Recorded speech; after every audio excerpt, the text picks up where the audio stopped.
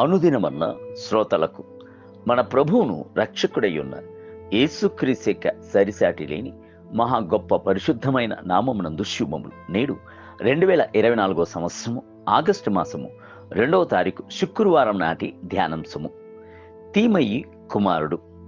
Marks వార్త 10వ అధ్యాయము 46వ వచనమందు తీమయి కుమారుడగు బర్తమయి అను గుడ్డివాడు త్రోపక్కన కూర్చుండి భిక్షము ఎత్తుకొనుచు ఉండేను.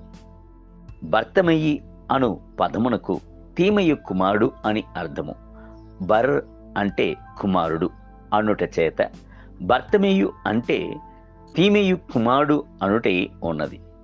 తీమయి కూడాను ఒక భిక్షగాడై ఉండి ఉండవచ్చును అని చరిత్ర పరిశీలకులు చెప్పుచున్నారు. ఒకవేళ అతడు గొప్ప సంపన్నై ఉండినట్లయితే తన కుమారుడు ఎన్నడూను భిక్షమెత్తుకొనుటకు అనుమతించి ఉండడు. బైబిల్ గ్రంథమునందు బర్సబా అను పేరు కలదు. బర్సబా అంటే సబ్బా యొక్క కుమారుడు అని అర్థము. అతని యొక్క వాస్తవమైన పేరు యూస్తు అనుటే ఉన్నది. అపోస్తల కార్యములు 1వ అధ్యాయం 23వ వచనం. బర్తలోమి అను పేరు కలదు. బర్తలోమయి అంటే బర్తలోమి యొక్క కుమారుడు అని అర్థము. మత్తయి సువార్త 10వ అధ్యాయం 3వ వచనం. అదే విధముగా బర్నబా అను పేరు కలదు. బర్నబా అంటే ఆదరణ పుత్రుడు. అపోస్తల కార్యము 4వ అధ్యాయం 36వ వచనం అని అర్థము. బరియేసు అను గారడివాని గూర్చి అపోస్తల కార్యము 13వ అధ్యాయము 6వ వచనం నందు చదువుచున్నాము. ఇంకా బరబ్బా మత్తయి సువార్త 27వ అధ్యాయము 16వ వచనం. బర్కియా మత్తయి సువార్త 23వ అధ్యాయం 35వ వచనం. బర్జిల్లయు అను పేరు కలదు. 2వ సమూయేలు గ్రంథము 17వ అధ్యాయం 27వ వచనం. ఇట్టి పేర్లన్నీయును తండ్రి యొక్క పేరును స్వతంత్రించు కొనుచున్న పిల్లలను చూపించుచున్నది. బైబిల్ గ్రంథము చొప్పున దీనికి ఒక లోతైన అర్థము కలదు.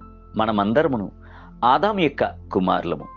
ఆదాము యొక్క అతిక్రమము చేత పాపము లోకములోనికి వచ్చి మనుషుల యొక్క మనోనేత్రములకు గుడ్డితనమును కలుగజేసింది. ప్రభువును ఎరిగి గ్రహించలేని గుడ్డివారిగా మనము అంధకారమునందు అలమటించుచున్నాము.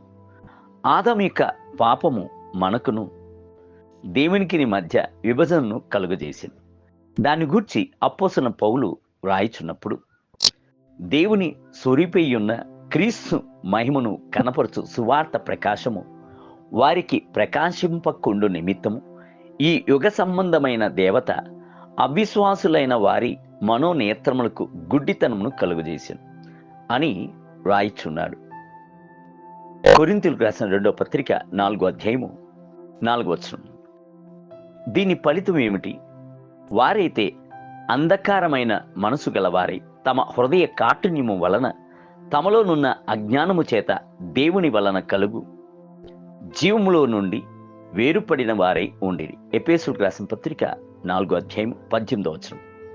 2వ ఆదామయ్యున్న యేసుక్రీస్తు అపవాది అయ్యున్న సాతాను చేత గుడ్డితనము చెయ్యబడి ఉన్న మానవ జాతి యొక్క కనులను తెరచుటకు సంకల్పించింది. దేవునికి వెలుగు మరలా తెచ్చుటకు మనసై ఉండేది. అందుచేత మనము ఇక మీదట చీకటిలో తడుములాడు కొనవలసింది లేదు.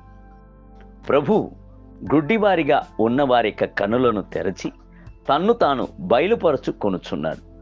బైబిల్ గ్రంథము సెలవిచ్చుచున్నది, నిజమైన వెలుగు ఉండెను, అది లోకములోనికి వచ్చుచు ప్రతి మనుష్యుణ్ణి వెలిగించుచున్నది. యోహాను సువార్త 1వ అధ్యాయం 9వ వచనం.